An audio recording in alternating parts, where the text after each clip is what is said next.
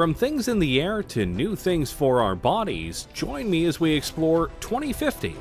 What would be the future technology?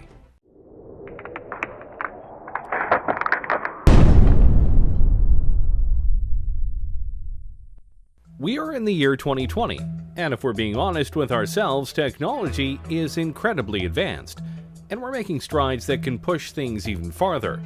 We have cars that are much safer than they've been in the past decade, and we're even making fully electric cars that can help save the planet.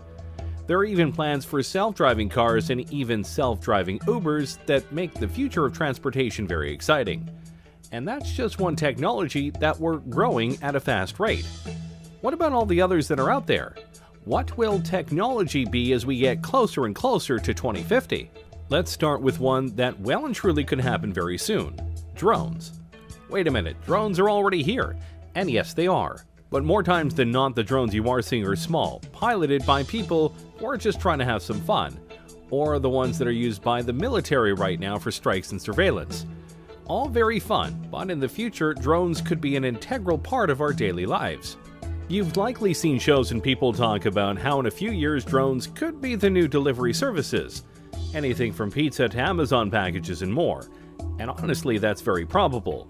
Drones right now can be incredibly sophisticated, and some TV shows actually use them for sweeping and aerial shots as they film.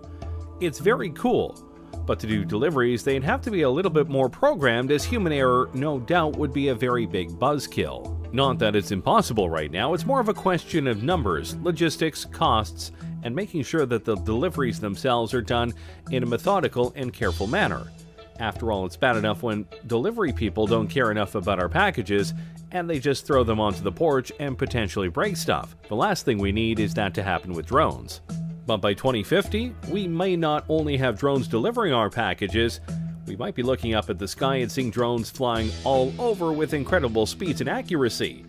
And they potentially could be all run by AI. The potential is there, and by that point, various upgrades to drones and their programming will no doubt make them all the more efficient, durable, and quick. And potentially, they could go beyond basic deliveries for people and do emergency work. Imagine a drone taking a vital piece of medical material to a hospital to ensure it doesn't get stuck in traffic, or helping watch over an important convoy to let people know on the ground if there's trouble. There are many ways that drones could affect our world. The only question is, will we let them by 2050? Let's keep going with transportation, shall we? Right now, one of the biggest ways to get around the countries we live in are trains. Trains ferry people and all sorts of cargo around in an efficient and reliable manner, which is why they've been in use for hundreds of years. But if we're being honest here, while trains are efficient and reliable in certain ways, they aren't exactly fast, especially when it comes to passenger and freight trains. They can take a long time to get to their destination, and at times, it's more logical to take other modes of transportation, which is why companies are making special kinds of trains that can go much faster. You know of the magnetic trains of Japan, no doubt, but others like the Virgin Hyperloop are trying to push things even farther. Passengers or cargo are loaded into the Hyperloop vehicle and accelerate gradually via electric propulsion through a low-pressure tube.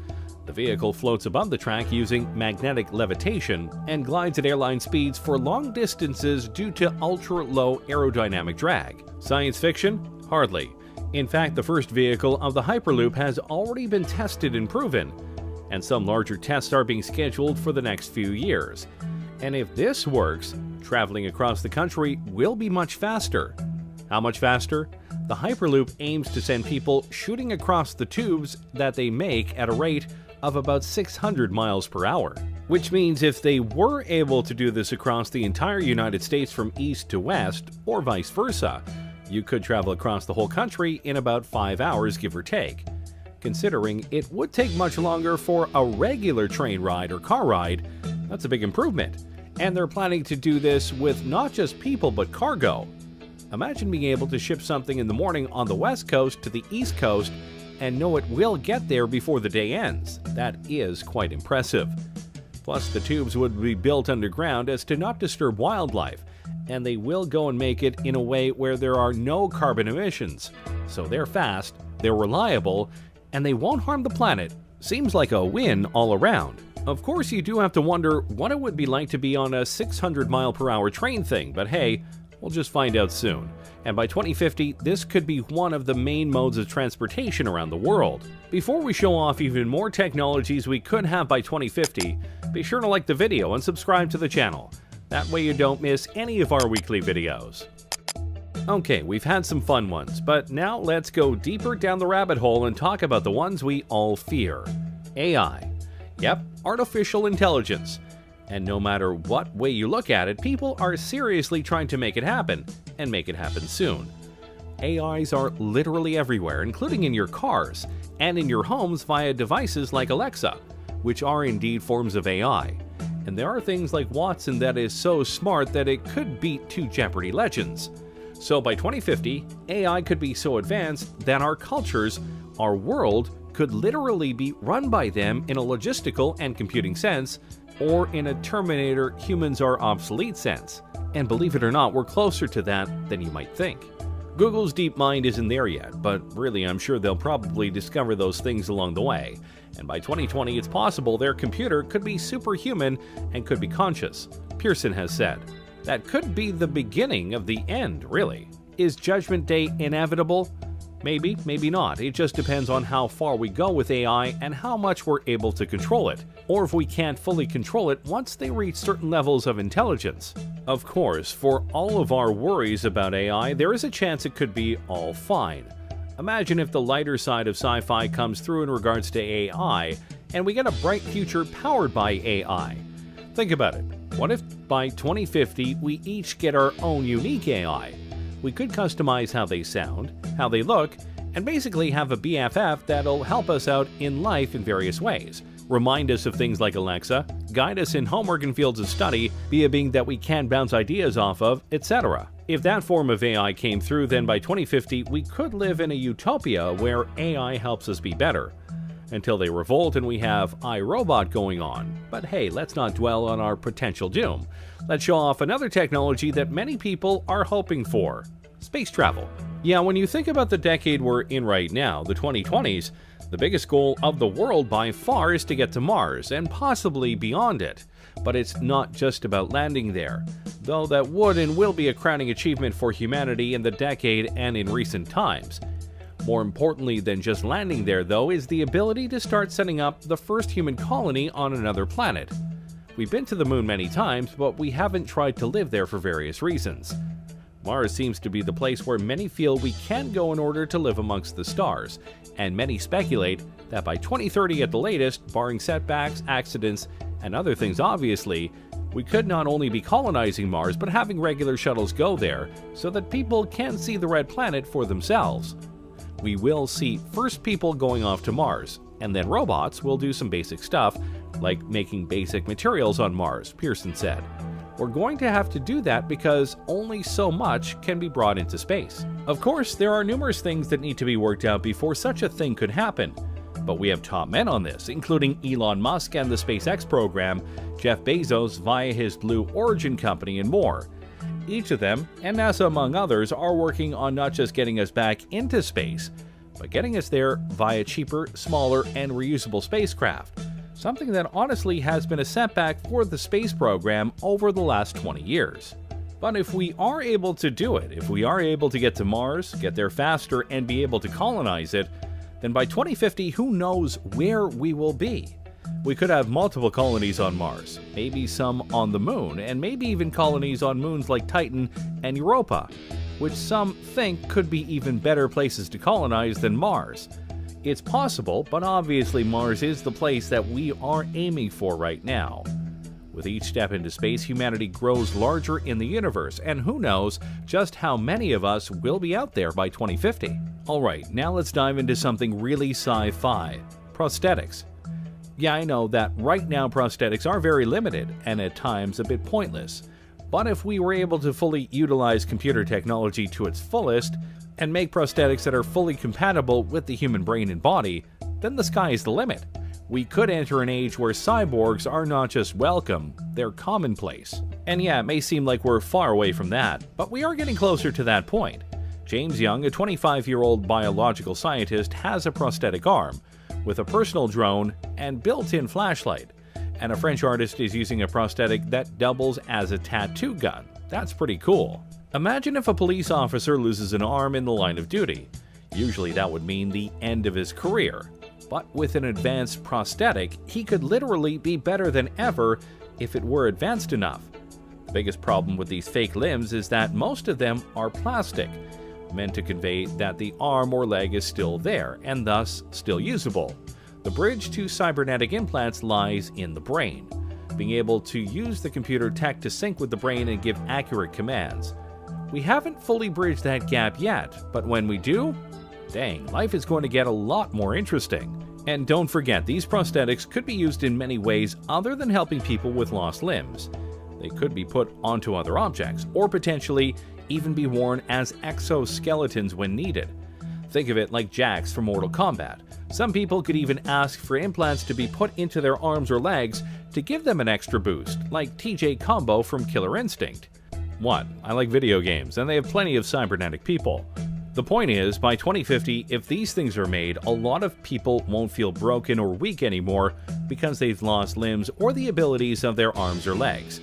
They'll be whole again, and be able to do things just like they were before, if not better. And that's a future we should definitely be trying to live for.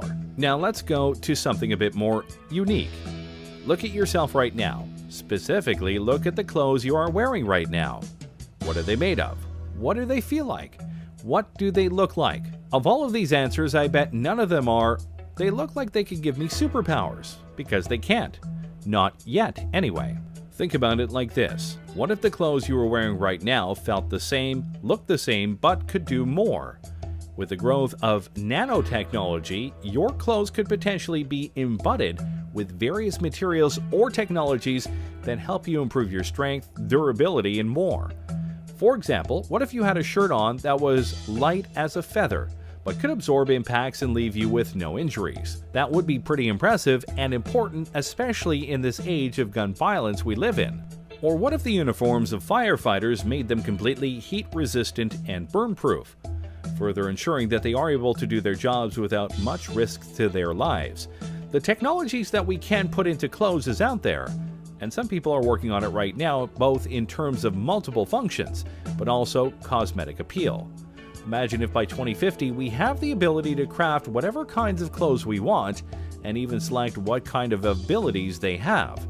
Imagine you wear a special kind of top that has a special pattern on it, and when you press a button or say a keyword, that pattern unfolds and suddenly you have wings on your outfit. Wouldn't that be cool? If done right, this could be the newest wave of fashion and style in the future. See, the future is hip. I'm sure that last one left you drooling, so let's temper your expectations and talk about school. Yes, it sucks, and learning can be a chore, but in the future it may be a lot more interactive. Over the last decade or so, computers in schools have been a must-have for various courses. But if the advent of virtual reality simulations come through as many expect them to, it could lead to all sorts of innovations in the classrooms that could help kids with what's going on. You could take students to an environment in the past and show them what was happening, like watching a battle taking place, Pearson said. You can explain that sort of thing more easily if they can see it happening than if you are looking at a textbook. Oh yeah, history and geography classes would be much more fun, that's for sure. Or imagine an audiobook, but instead of just an audio, you could see the characters coming to life before your eyes, and you watch them interact with others. Heck, school plays could have projected environments to make things seem more real. And of course, you could have virtual tutors to help you with problems that the teachers aren't able to help with. Education is definitely something that can benefit from advanced technologies, and by 2050, our school systems could be so revolutionized that you have to try really hard to fail class. Though I'm sure some of you would still try. Finally, let's talk about something that I'm sure you'll be horrified to hear. In the future, you likely won't need a phone. I know you're stunned, but think about it. Right now, smartphones are becoming more and more advanced every single year. New features, new programs, etc. But by 2050, your phone won't likely need to exist because you'll have access to it and more via something else. What exactly? That depends on the technology. But for this example, let's imagine a wrist gauntlet. Instead of typing up a number, you simply have to say "call mom," But obviously, the Gauntlet could do much more than that.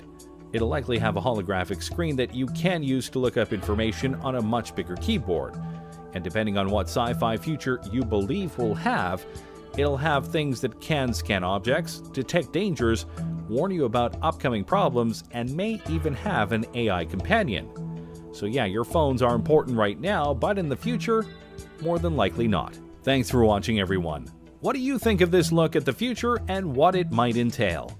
Can you guess which of these things we'll actually have in 2050? What thing do you personally want to have now and not later? Let me know in the comments below. Be sure to subscribe, and I'll see you next time on the channel.